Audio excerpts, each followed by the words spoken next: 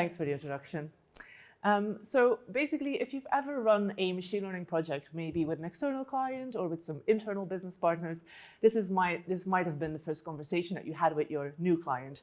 They basically want to solve a problem with AI.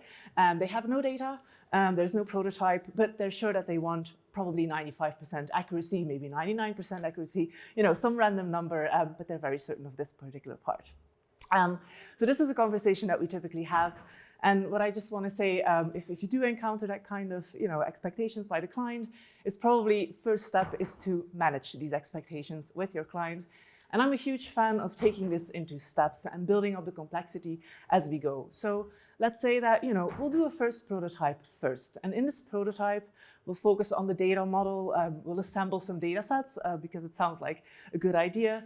We'll build some preliminary models. This is a fun part that I won't be talking about in today's talk.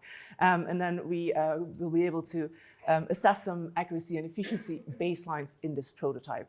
And only once when we've built that kind of prototype and we know what this data and this use case is really about, then we'll go on and build this actual robust solution where we can iterate on the data model, curate the data sets, fine-tune the models, again, the fun part, and improving accuracy and efficiency.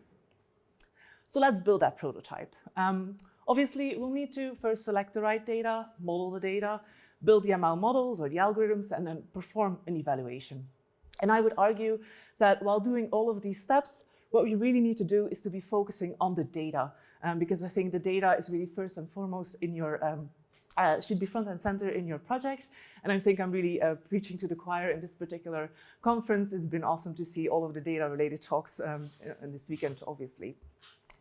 This is probably a good point in time to also point out some of my own biases. So throughout this talk, I'll be using the Prodigy annotation tool. This is a commercial software for doing data annotation developed by Explosion. And Explosion is the company behind Spacey, a well-known open source library that I've been maintaining myself for the last few years as well. So I've been using Spacey and Prodigy in my consultancy projects as well. And really what we're showing here in this diagram is that there should be an iterative circle here. We want to look at some data, iterate on the model, see what the models do, and basically feed that back into the data modeling.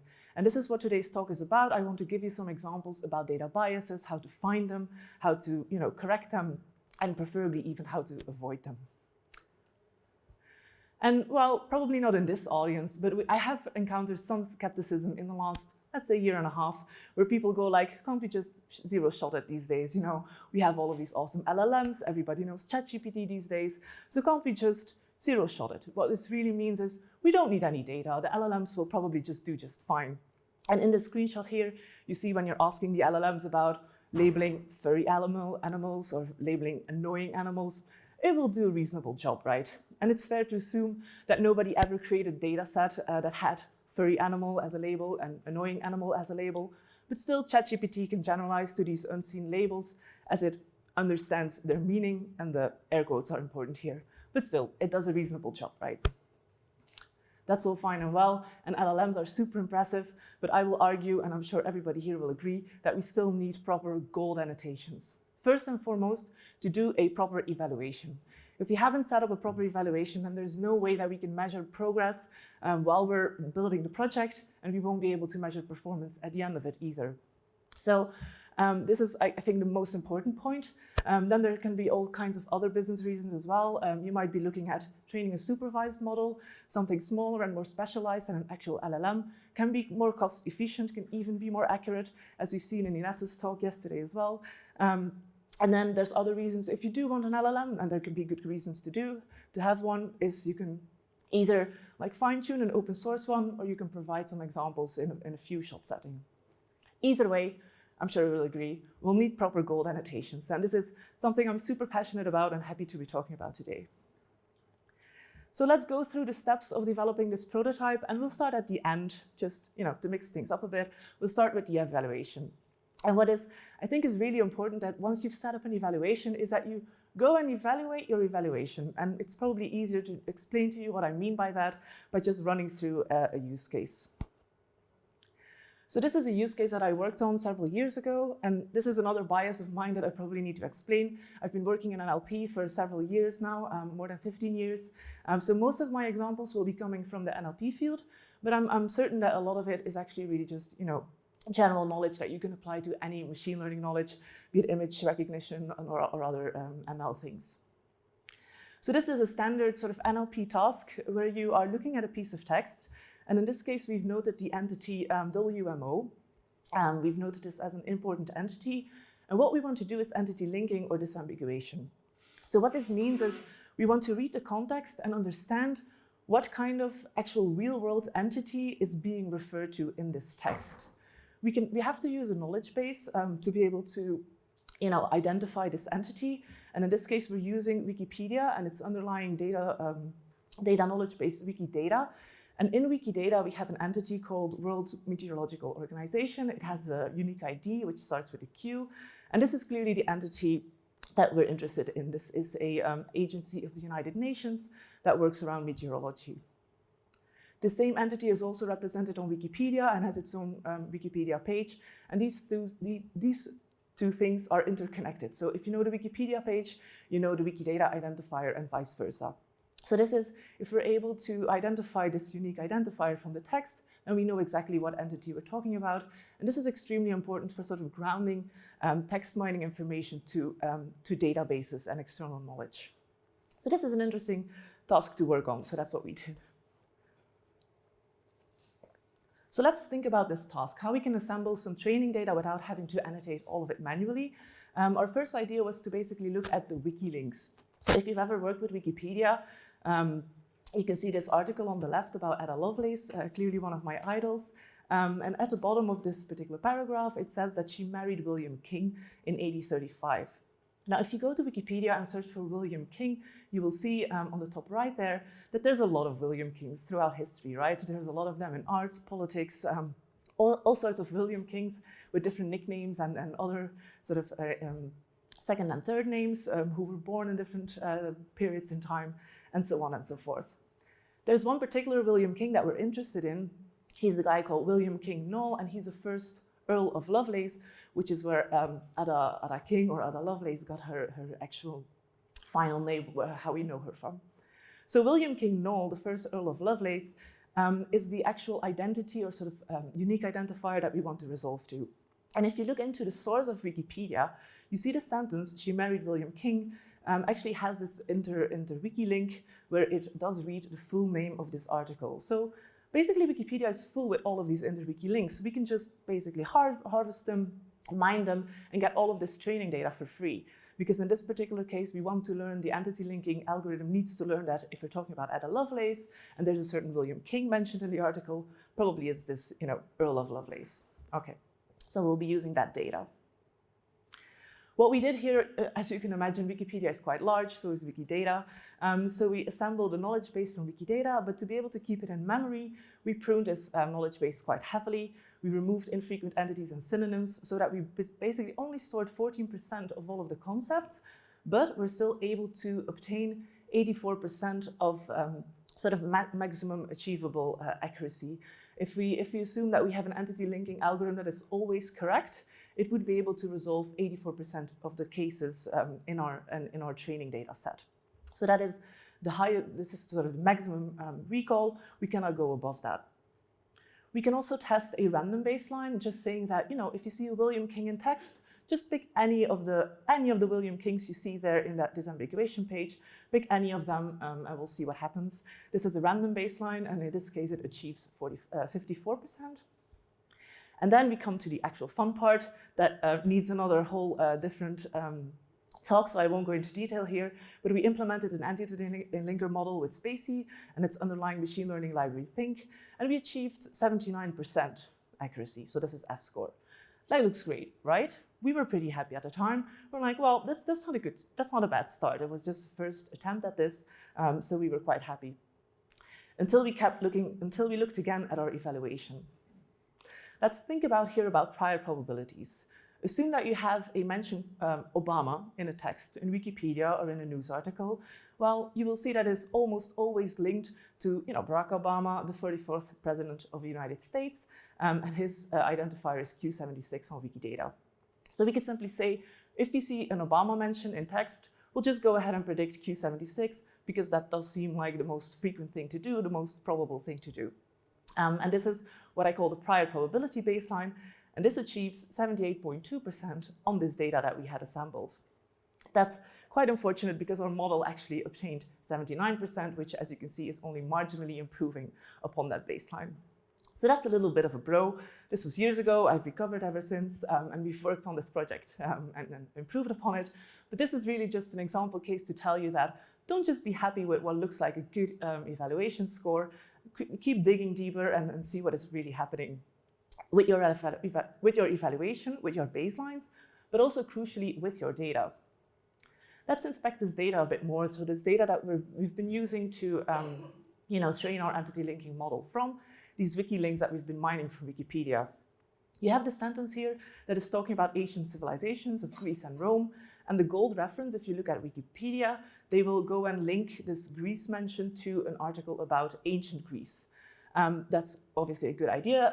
The prediction of the entity linking model just gave us the page about Greece. So the current country Greece, it's not unrelated, right? It's not 100% wrong. It is kind of wrong though. So this is a prediction that could have been improved. But there was another case, the second example here, which is kind of the other way around, where there was a queen of France who died in 1201. And so here the mention France in Wikipedia, at the time at least, was actually linked to the current country, France, while the machine learning algorithm had predicted a kingdom in Western Europe spanning the sort of geography of France right now in this exact time period. So I would argue, and I'm always a huge fan of my models, I'm always trying to, advocate for them. In this case, I would definitely say, model, well done. That's a really good job. That's indeed the correct prediction. But this is an issue because the gold reference was wrong. The third example is how ambiguity comes into this kind of task. So Wikipedia is talking about metro systems in 3 big cities, Paris, Lyon, and Marseille. And the gold reference here, so the entity Marseille, is linked to the Marseille metro system, which is a separate article on Wikipedia that details about this metro system in Marseille. And this is the gold reference. But if you're thinking about this from a linguistic point of view, really they're talking about the city of Marseille in the sentence. They're saying metro systems in these cities.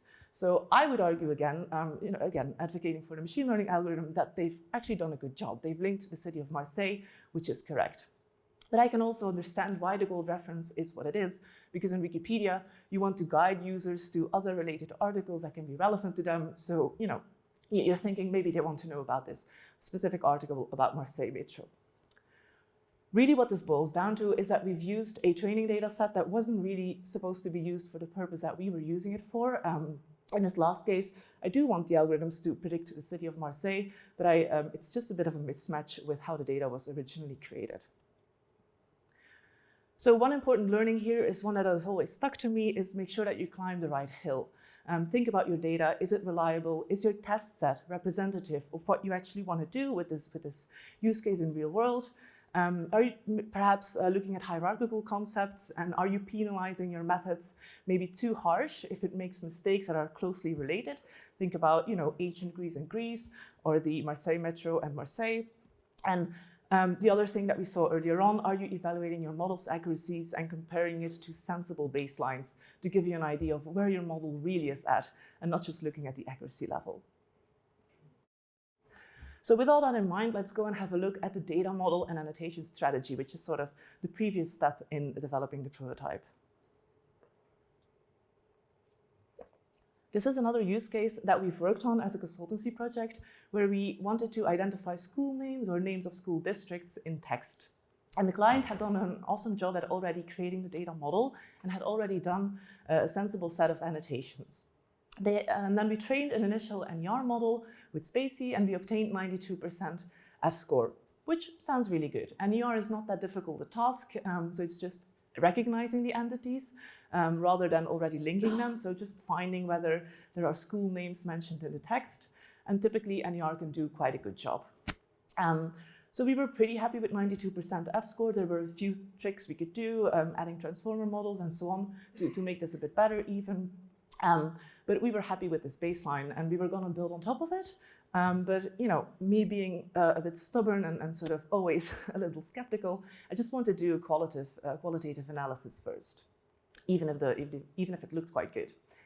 And this is a recommendation that sounds maybe a little bit counterintuitive to some of you. So what I typically like to do is when I've built this first machine learning model on the training data set is to apply it back to the training data set. Now, of course, I realize that this is not a thing that you should typically be doing, and this is not to obtain the accuracy levels, because it will usually be quite high, like 98, 99%. If your model is quite good at remembering the training data set, it will do exactly that.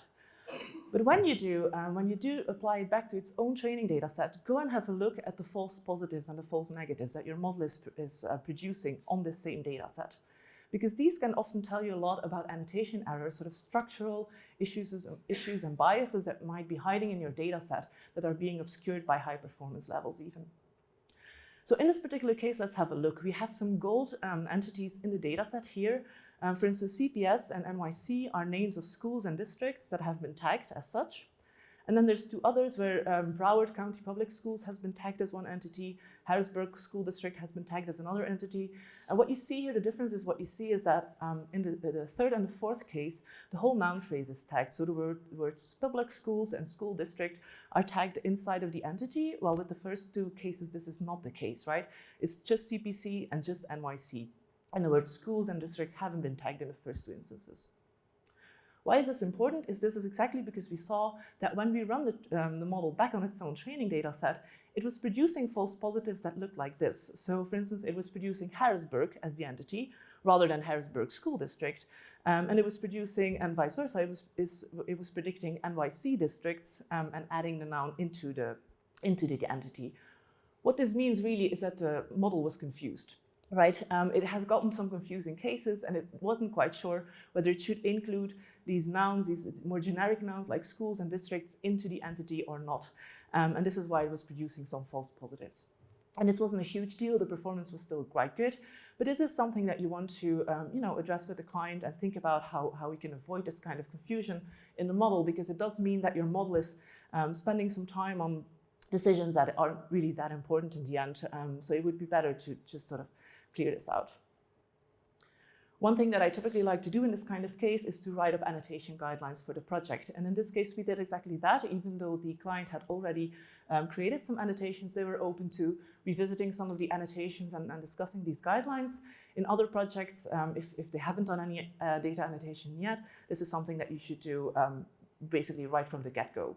And these annotation guidelines would define the label schema, would explain the different labels in your data set, and provide detailed guidelines for cases that might be confusing for your annotators. So in this particular case, we've seen that annotators are sometimes confused whether they should tag a phrase and its abbreviation as one entity, or they should tag it separately as two different entities. So we just give very clear examples of what is a correct annotation and what is an incorrect annotation. And by writing all of this out, you can also check your understanding of the data and of the domain with the client. They will go through these annotations and you will get a better understanding of what it is that you actually need to annotate and then what is important in the domain. And then the other thing is, I've already explained to you my bias about the Prodigy annotation tool, but I really do think it's a very good annotation framework for several reasons. So it allows you to basically provide support for your annotators to prevent them spending too much time in tedious and repetitive tasks. So one thing that you can do if you have an LLM that provides some sensible suggestions, you can just feed them into your annotation framework so that your annotator doesn't have to do all of these from scratch. They can just go and correct the annotations or just hit accept if the annotation is already correct. So Prodigy is fully scriptable. As a data scientist, you can just basically create these scripts and have your annotation team run with it and then do extremely efficient annotation, sort of minimizing the human manual burden for this. And another point that Ines has already made in a talk yesterday, so if you haven't seen it, I would definitely advise to watch Ines Montani's talk from yesterday on video, is that you should focus on one single task at once. So reduce the cognitive overload and just have an annotator focus on one decision at a time so that they can go through these quite quickly. And they have this mental model in their head, knowing what this task is about and just going through that. And that really does improve annotation consistency and somewhat counterintuitively even makes the annotation go quicker. There's other things you can do with Prodigy, like creating a validation callback as soon as the annotator has created an annotation. For instance, you can run a script that checks it against the guidelines that you had just created to see whether anything is wrong. So for instance, You could check if, for instance, you have decided that the words school and districts shouldn't be in the entity, then you can have a validation callback that warns the user if they do add that entity inside of the annotation. So this is something that definitely helps with consistency again. Of course, it's also important to design an appropriate label scheme. And I'm showing here a somewhat edited version of an actual label scheme that I've gotten from another client. There's a few problems with this label scheme. I think it sort of originated from adding more and more things into the ontology as they were going through the project and the project was growing. But what you can see here is that there's sort of a few super categories. So nature is one of the super categories and nitrogen approach is another one. But then within nitrogen approach, there's another subcategory which reads, again, nature. So if you present this to annotators and they see an article that is about both maybe nature and nitrogen approach, then maybe they'll be confused. Should I put both labels? Just one of the two? So this is a case where you really need to sit down with the client and sort of talk through what the options are here. You can either reorganize this label scheme, or you can think about maybe instead of putting this hierarchical scheme, having sort of percentages, right? And just say, well, nature is a label and nitrogen approach is another label, and maybe one of the two is more important than the other and needs to have a weight. But this is extremely important to have this correct at the beginning of the project. So your label scheme needs to be clear and ambiguous, and this will also inform the modeling approach that you'll be taking later on. And ideally, you want it to be generalizable and, of course, compatible with the way that you want to use this data later on. One thing you can do to check whether the label scheme is working out for you is if you have a set of annotators, so several people who are doing annotation on the same data set, you can go and check inter-annotator agreement. So you can have a number here that represents how similar your annotators are doing on the same task, but you can also plot for a given entity. So let's say that a specific word has been tagged in text, and one annotator has annotated it with the with the label city, and another annotator with the label region. And this is what we see here on this plot, that this sort of confusion has actually happened. So what this means typically is that maybe the guidelines haven't been so very clear. Maybe you need to update your label scheme, maybe both. Either way, this is a point in time where you want to go back and iterate over the label scheme before continuing with the fun part of building the machine learning models. And then the other thing, if you have more annotators, or even if you have only one annotator, it still takes a lot of time to do all of this annotation by hand. So you don't want your client to go off for 3 months and annotate all of this data before coming back to you. Rather, have them maybe spend 1 or 2 weeks doing annotation, then start building some models and actually plot like a learning curve. So what you're seeing here is, imagine that we have already annotated some data and we split it into train, test, and def. So what we're doing here is we're keeping the evaluation set fixed, but then we're only using a portion of the training data. So for instance, we're only using 20% of all of the training data that we have in our training set. And then we train our preliminary model and it obtains maybe 70% accuracy. Then we sort of add more and more data into the training set until we use a full training data set at 100%. And then again, we measure the accuracy. And so we plot this sort of what we call a learning curve, sort of training data curve that shows you how much more improvement in accuracy we get by adding more data into the training data set.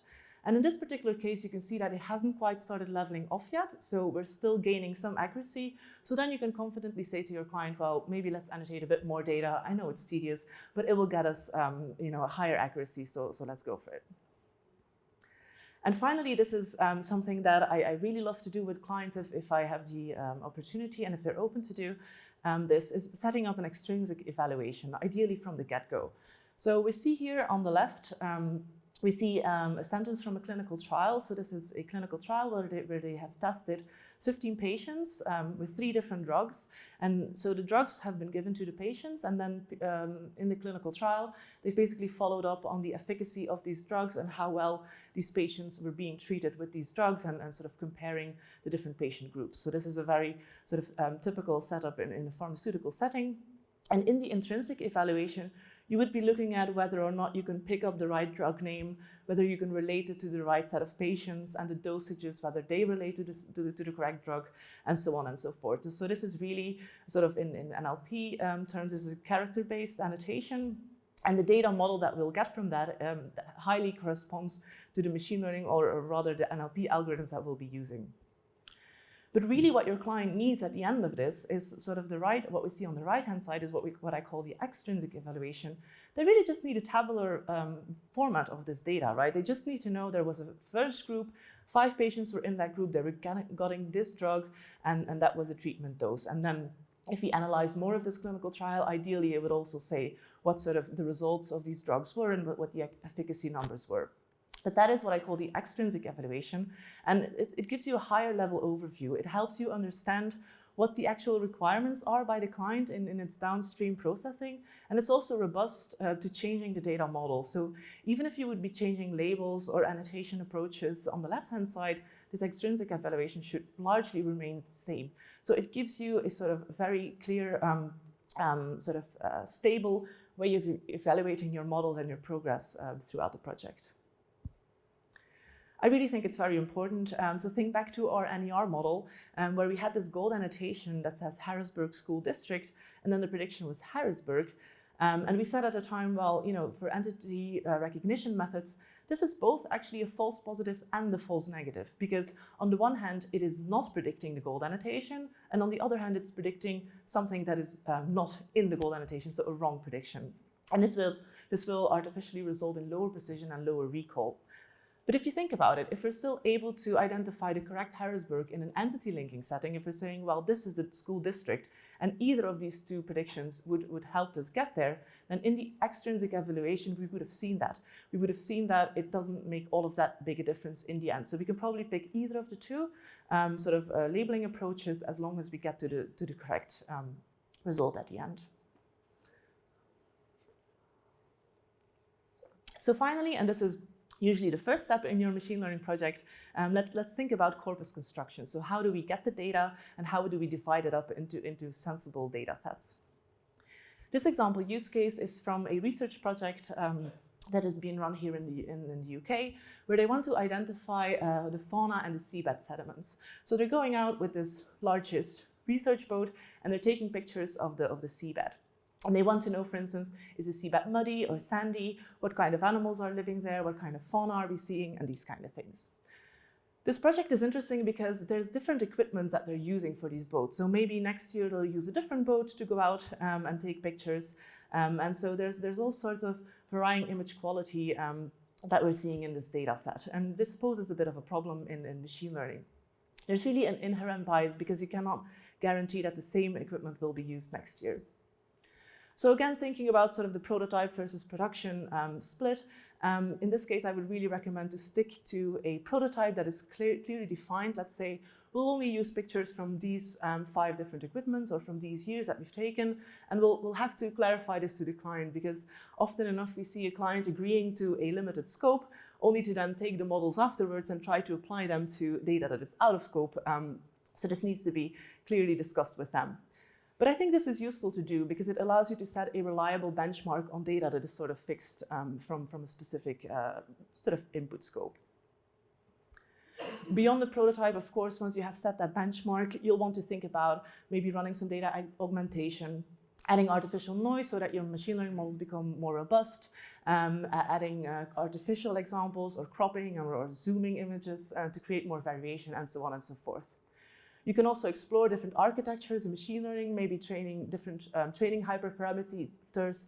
So for instance, you could think about increasing the level of dropout so that your model becomes more robust to these kind of changes in the data set. And you might even want to sacrifice some points in accuracy just to have models that generalize more. And of course, one important thing is always to measure and preferably avoid overfitting.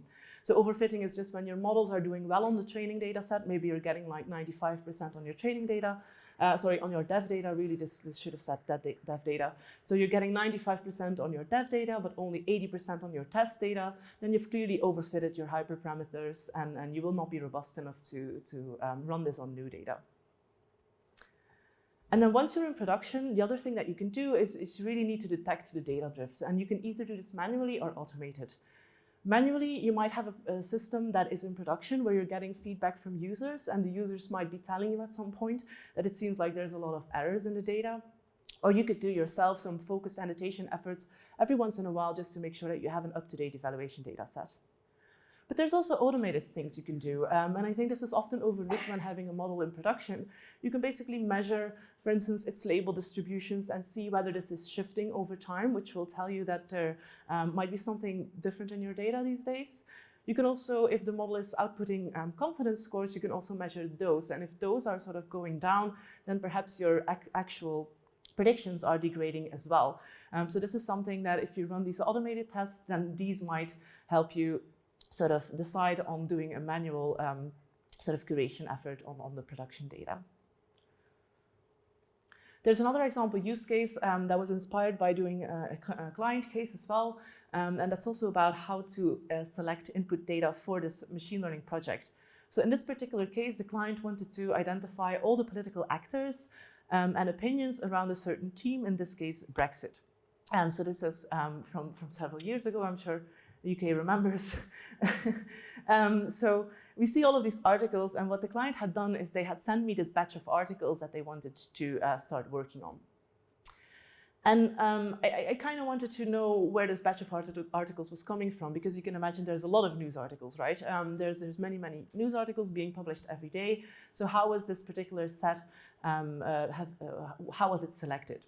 It turned out that the client was actually running a very simple sort of keyword-based corpus selection, where all of the articles that were sent to me were having Brexit in the title.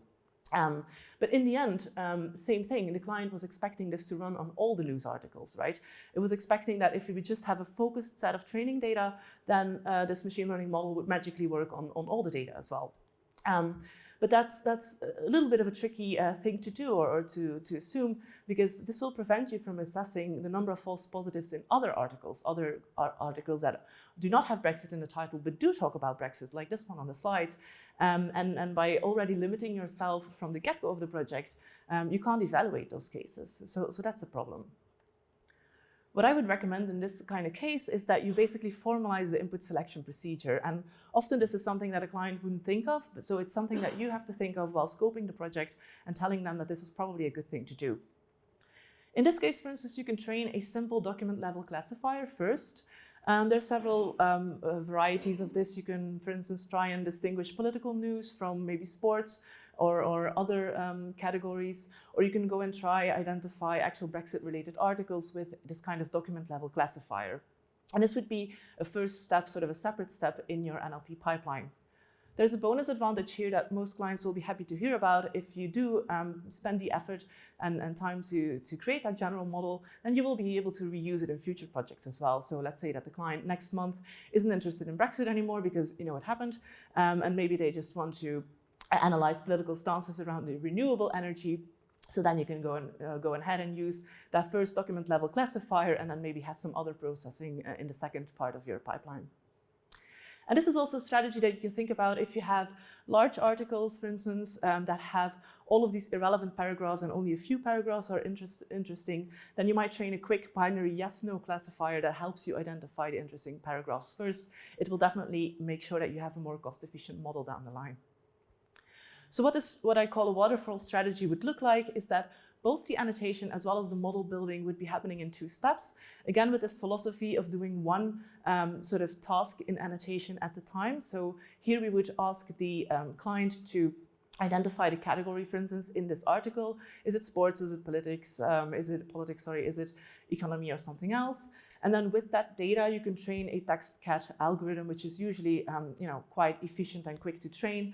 And that would just use the whole document level context to create these predictions and then have that as a separate component. This way then we can filter the relevant documents for annotation and only send those those relevant documents out for the second step. And in this, so the reason that this works is that the second step will always involve some sort of more fine-grained analysis. In this case, maybe you're doing name entity recognition or you're doing some other task on these selected articles that would involve a lot more mental energy to get this correct. And we would only do these on the documents that pass through the initial step. And if you think about this from a machine learning perspective, if we have both steps as well, then the machine learning algorithm as well wouldn't have to go through all of these irrelevant documents or irrelevant passages to find these, to do these fine weight analysis. So that's a win in terms of cost efficiency as well. There's a few more things that I want to call out. So if you are running these, if you are creating this data set, once that you've done all the annotations, you'll want to create your train, dev, test split that we all know and love. And so I took this little snippet from Andrej Karpathy's excellent tutorial, Neural Networks 0 to Hero. If you haven't looked at his series, his video series yet, I would definitely recommend it. It's pretty awesome. So the code that he has here is really just used as research code, right? So no criticism at all on his part. But I wouldn't be using this kind of split in actual machine learning consultancy projects. So what he's doing here is he's basically just shuffling all of the data, then randomly putting it into the train set, the dev set, or the test set. In this case, it's 80% in train, 10% in dev, and 10% in test. So while this looks like an unbiased, nice way of creating the data set, let me try and explain you why this is not a good case. So again, this is in the NLP world, but the same is true for other machine learning algorithms, so machine learning domains as well, is that often instances are actually interconnected. So for instance, if you take this PubMed article that is discussing sort of cancer and genes that are involved in it, they might say in the experiments section that they found a estrogen receptor expression that was constantly high in mutated cancers, and then they will rephrase the same finding in the conclusion section. So these two sentences are very alike, and that's because they're related, they're from the same document. So you need to keep all of the instances from one document either all in training data set or all in dev or all in test. If you don't do that, you might actually be leaking information from training to test, even if it's not the exact same sentence. You definitely shouldn't be doing this. There's articles showing that there can be between 10 and 20% difference in accuracy, artificially boosting your performance if you don't do these document level splits. And that's not the end of it either. So if you are creating splits, what I would advise you to do is to basically create these deterministic and repeatable splits. So what I mean by that is if you are deciding on whether a document should be in train, in dev, or in test, don't just randomly assign it to one of the buckets. In this case, we're having 10 buckets, and we'll take like the first 8 and put them in train. But what you should do is you should find a unique identifier of this document. Maybe its name, maybe it does have a unique ID, something that is constant, and basically take a deterministic hash of that information and then use that to determine the bucket. Why is this important? Imagine that you're doing data annotation and you've created all of these splits, and then 2 weeks later your client goes on and adds some additional annotation to the data set, additional documents basically. Then what you want is whatever was in training before is still in training now, because you might have done some hyperparameter tuning in the meantime. You might have already made some decisions about your data set, about your algorithms. So by doing this, you can basically rerun the same splitting algorithm, and the same documents will end up in train, dev, or test. And if you have enough documents, then this sort of distribution, 80%, 10%, 10%, will be respected. This is another way to avoid leaking information from training to eval numbers. So in summary, I think I'm hopefully pretty much at time.